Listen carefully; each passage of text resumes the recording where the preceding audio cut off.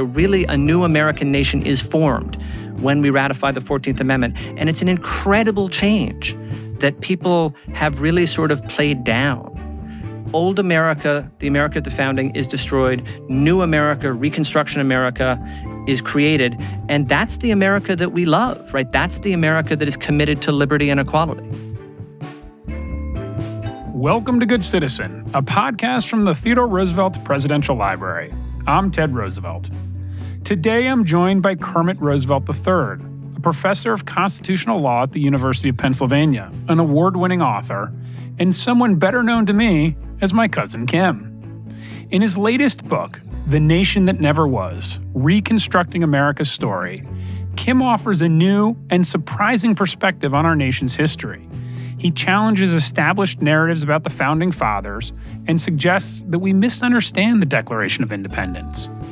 Kim proposes, for instance, that the Gettysburg Address, rather than the Declaration of Independence, embodies our national ideals, and that the Civil War was the true American Revolution.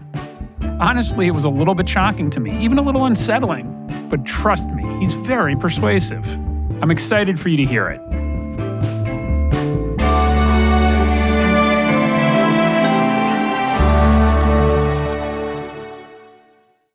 Kim, thank you for joining us today. It's a real pleasure to have you on. It's a real pleasure to have a cousin on with me.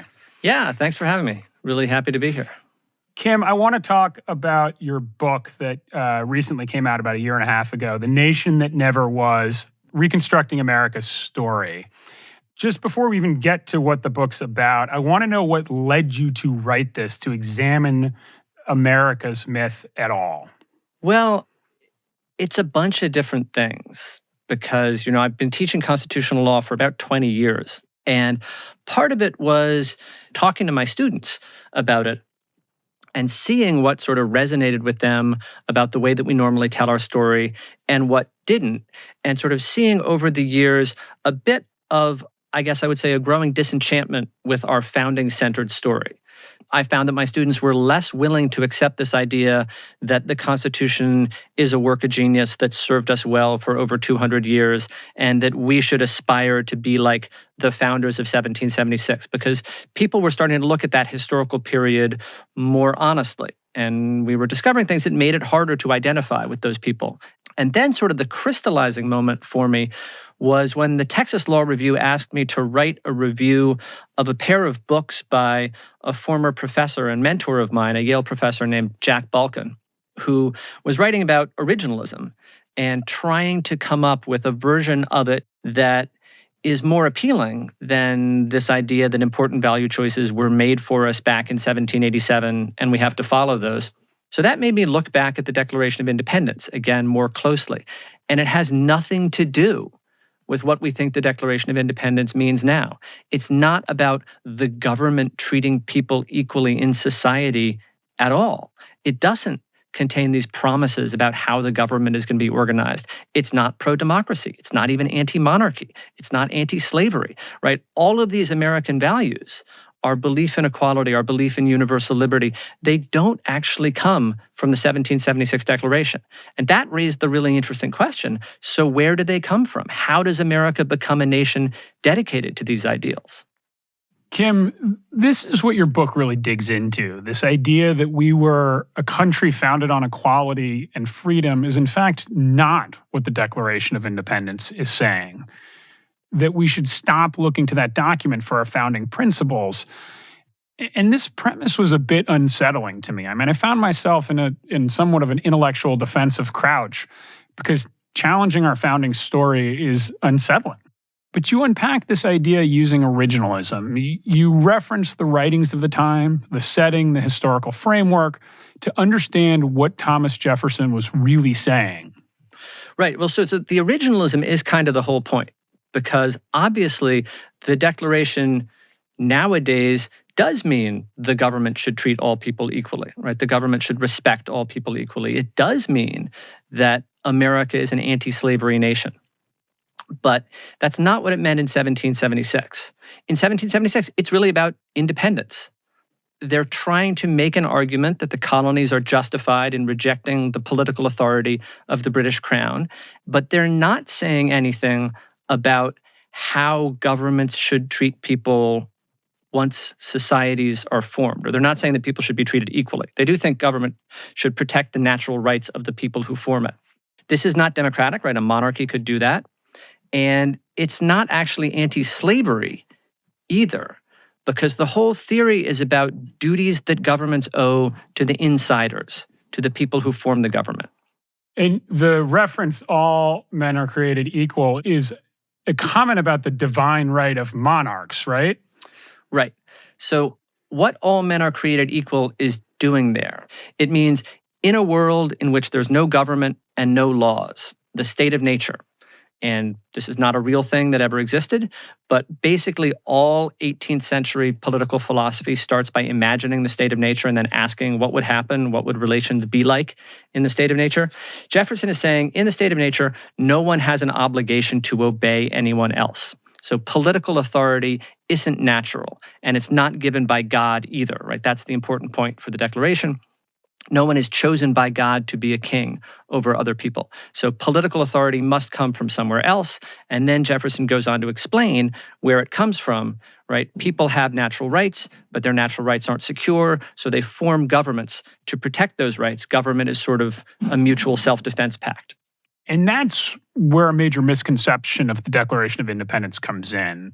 From our modern perspective, the phrase all men are created equal appears to be a comment about universal human rights. But you would argue that it is used as a justification to form a government that is not under the divine right of kings. That government is then free to make determinations about insiders with rights and outsiders without rights. Is that the correct framing?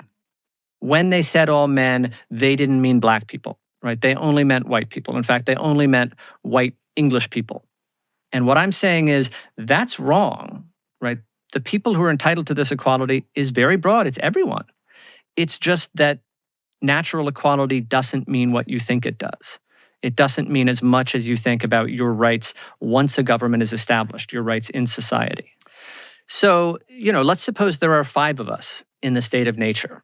Right. And we're all sort of looking around suspiciously at each other because we know one of us might attack another person, take your liberty, take your life, interfere with your pursuit of happiness, deprive you of these natural rights. So 4 of us say, let's get together, right? And we're going to form our little society. And we're going to make some rules. And one of the rules is no one can attack anyone else and no one can take anyone else's property.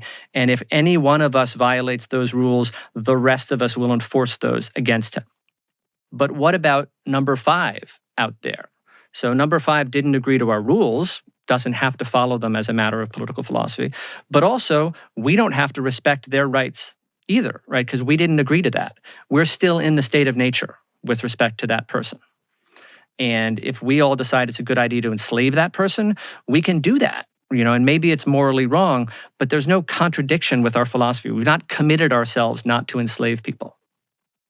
Now, if the American ideal of equality and freedom doesn't derive from the Declaration of Independence, where does it come from?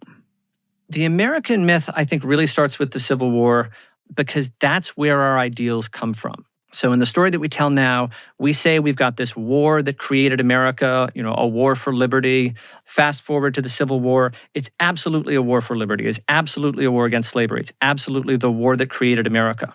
We have this short document that states our ideals. It's the Declaration of Independence. Jump forward, you can replace it with the Gettysburg Address. Then we've got this longer document that takes these ideals and makes them into law.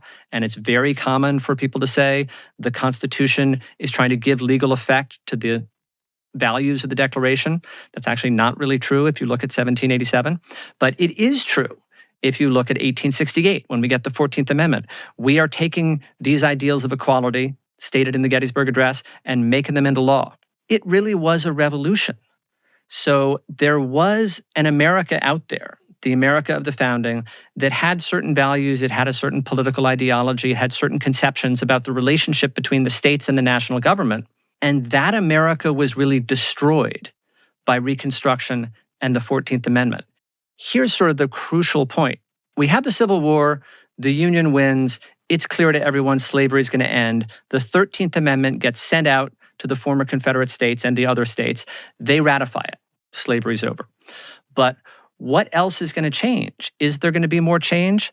Are Black people going to be citizens? And the 14th Amendment says yes. The 14th Amendment, in its first sentence, reverses the Dred Scott decision, grants birthright citizenship. It says the formerly enslaved are citizens, right? And now they're going to hold constitutional conventions. They're going to write new constitutions. They're going to create new legislatures. So really, a new American nation is formed when we ratify the 14th Amendment. And it's an incredible change that people have really sort of played down. So old America, the America of the founding, is destroyed. New America, Reconstruction America, is created. And that's the America that we love, right? That's the America that is committed to liberty and equality. And yet, even following the Civil War, obviously we did not find ourselves in a egalitarian utopia. There was a long period, and we still are not in an egalitarian utopia. But it's the argument that it's at that point that the values are crystallized and ratified and understood broadly. And that is the reference point from which we should start, even though the initial execution or even the execution to date has been imperfect. It's at that point that the values enter the Constitution. And it's at that point that America really dedicates itself to those values, at least by word. Because we fight the Civil War, right? And we suffer enormous losses to end slavery. And then during the period of Reconstruction, you've got federal troops in the South, and they're supporting multiracial democracies. And this is another thing that we don't teach very well. Reconstruction works. You know, the multiracial democracies in the South, they establish public schools. They establish free hospitals. They support impoverished people. They provide public services on a scale never before seen in the South. Eventually, the Northern will to maintain basically a military occupation and fight a counterinsurgency war against the former Confederates, that will goes away. The white supremacists take over. The multiracial democracies are overthrown. So the ideals do sort of go into eclipse. But I think that's actually something that makes my story better too, because going back to like the eerie parallels, the standard story tells you America's ideals are born in 1776, but there's this sort of terrible contradiction, which is our original sin, because we also have slavery. And that tells you something, I guess, about what it means to be a good American, right? If you want to be a good American, don't enslave people. But that's focusing on individual active wrongdoing. And it maybe makes you think, if I'm not individually myself doing bad things, then I'm a good American. I've done all I need to do. Shift it to the story about Reconstruction, and there is also this original sin. There is also this contradiction at the very beginning, right? We state our ideals, we live them for a little bit, but then we stop. We stop because we allow the former Confederates to take back power. And if we say that that is our original sin, what's the problem? What went wrong? It's that we stood by. It's that we didn't fight for those ideals because the cost became too high. And if you say, what I need to do to be a good American is actually to stand up for these ideals, even when it's costly, even when it brings me into conflict with other people that I think of as my group, right? Because it's conflict among white Americans that ends Reconstruction. If you think my duty is to fight for ideals, even if it pits me against people I thought were my friends, that's a better lesson. I think that's a fascinating way to look at our history. It's like peeling back layers we didn't even know were there. And now you've come to these conclusions by contextualizing our founding documents. And it reminds me a lot of the justices on the Supreme Court. I believe would describe themselves as originalists, at least the sixth majority. Fair that they would describe themselves that way. Okay, yeah, okay, great. I'm talking to a subject matter expert. I want to make sure that I get it right. It is interesting to me that as you challenge the standard story, you rely on originalism to understand the standard story better. So there's an appropriate application of originalism. And my guess is that you are not comfortable with the originalism that the Supreme Court is using. Yes, that's right. So a lot of what I have been doing recently is historically informed. Understanding the past is essential to understanding the present and to building the future. So history is great. Originalism is a little bit different. And I don't think that original understanding is the only thing you should look at in interpreting the Constitution, but I think it's very important. But the problem is, when you get to a case where the original understanding of the Constitution isn't recoverable, or people had different understandings, or it just doesn't resolve this question because it's a new question, then originalism turns out not to give you the answer, and it doesn't constrain judges. And all of the evidence, if you look at these decisions, is that judges use the discretion that originalism gives them to advance their political ideology. So originalism was supposed to be a counter to judges who were imposing their values on America through the so-called living Constitution. It doesn't work for that, right? It's not clear enough. It's not binding enough. So there is still this room for what people call judicial activism. I'd like to stay with the Supreme Court now because it's extremely topical and it's another area where you have expertise. You clerked for Supreme Court Justice David Souter. You're often called to talk about the Supreme Court in the press. You were on President Biden's commission on the Supreme Court reform, and you came out with some pretty dramatic or even radical conclusions. Can you talk about those for a minute? Well, my main conclusion is that term limits would be a really good idea. And I don't think of that as radical. That used to be bipartisan conventional wisdom. You know, the co-founder of the Federalist Society endorsed that back in, I think, 2000. It's become partisan now because it would, have a somewhat partisan effect, and it would break the stranglehold that the Republican Party has on the Supreme Court, or at least hold out the possibility of doing that if Democrats keep winning elections. I think the case for it as a nonpartisan good government reform is really overwhelming. The harder question maybe is whether you can do it by statute or whether it requires a constitutional amendment. And there, I went in thinking you needed a constitutional amendment. I came out thinking Congress can do this with an ordinary law. Basically, what it comes down to is this. So the constitutional problem, people say, is the good behavior clause, which says judges hold their office during good behavior, which most people interpret to mean life tenure. But the question is, what if you say we're not removing you from office, you're still a Supreme Court justice, but we're going to change your duties? A lot of people might say, gosh, then you're not a Supreme Court justice anymore. But here's an interesting fact. Retired justices who do this, right? They don't participate with the other 9 justices in deciding all of the ordinary cases. They sit on courts of appeals. They do other stuff. They are still Supreme Court justices. They still hold the office. So it seems like a pretty straightforward argument to me that if they're still holding the office, you haven't violated the good behavior clause. In the instances in the past, there's been a voluntary retirement. And what I think you're suggesting is some sort of mandatory retirement. Yes, right. So that's exactly it, right? We're suggesting that you take this voluntary retirement system after 18 years. I mean, the challenge with this is obviously it becomes political instantaneously in people's heads. You're trying to influence the Supreme Court in some way because you dislike the rulings that are coming down from the Supreme Court. That's politically not aligned with your ideology. And that's really your motivation, Kim. You're not doing this for some higher good. You're doing it because there's a political motivation. How would you respond to that? Well, so I would respond to that by saying it's true I don't like the decisions that are coming down from the Supreme Court. And it's probably true that I would not be campaigning for this as vigorously if there were a 6-3 Democratic supermajority, despite the fact that the Democrats had lost 7 of the last 8 popular votes and 5 of the last 8 electoral votes.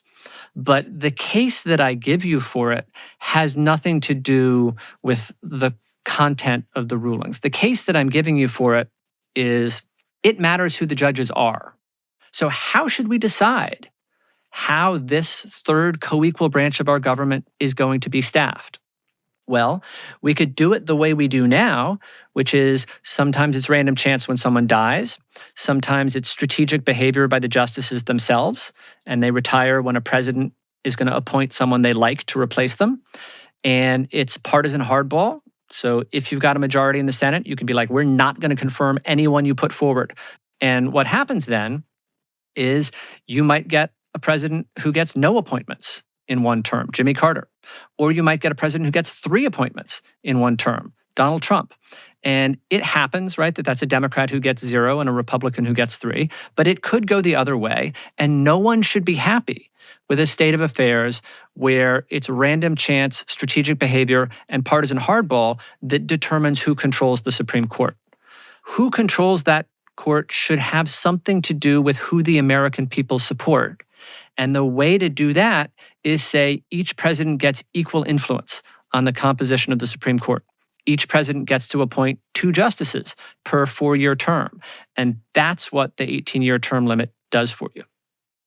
Speaking of who the American people support, the Electoral College is having an increasing influence on the outcomes of presidential elections. The Senate also lately has taken a stronger role in picking justices. Has that led to a Supreme Court that's less representative of the general public? Well, sort of. Basically, what we're seeing is the consequence of the fact that the framers didn't foresee the party system. They thought about like interest groups and they called them factions and they didn't like them. And they thought the solution is to make America big enough that no faction can control the national government. They did not think that there would be national level political parties fighting for control. And that sort of comes out very directly with the Supreme Court, because if you don't have national political parties, then it doesn't really matter if one president gets no appointments and one president gets 3, because they're just picking the best justices that they can. So that's one thing. Then the other thing is, yeah, with the Electoral College and the Senate, they also didn't think that the sort of anti-democratic features there, the way in which the Electoral College can go against the popular vote, the way in which 18% of the population can elect enough senators to control the Senate, against the will of the other 82% of the population. They didn't think that that was going to lead to partisan imbalance. And it didn't used to be that way. So we used to have our small state bias in the Electoral College, our even stronger small state bias in the Senate. And it was just like, well, that's sort of weird because it didn't have a partisan effect.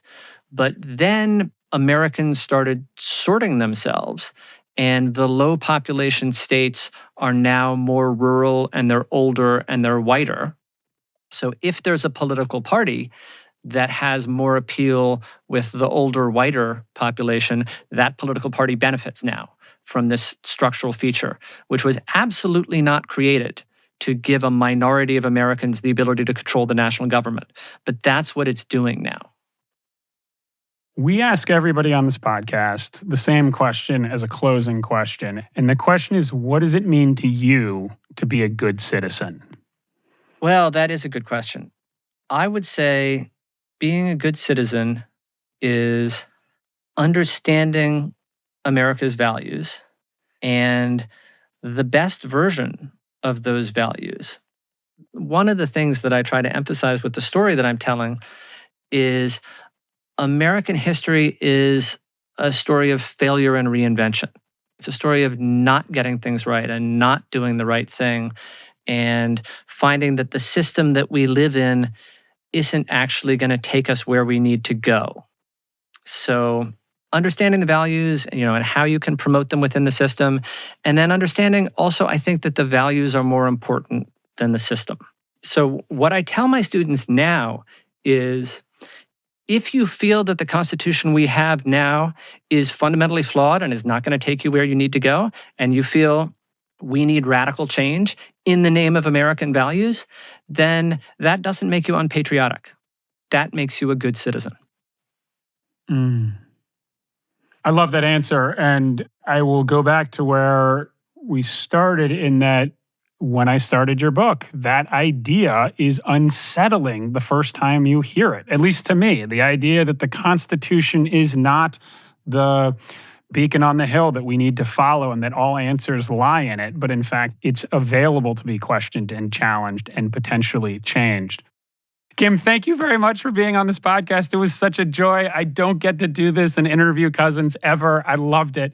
Thank you, thank you, thank you. Yeah, thanks so much. Really, really good to talk to you.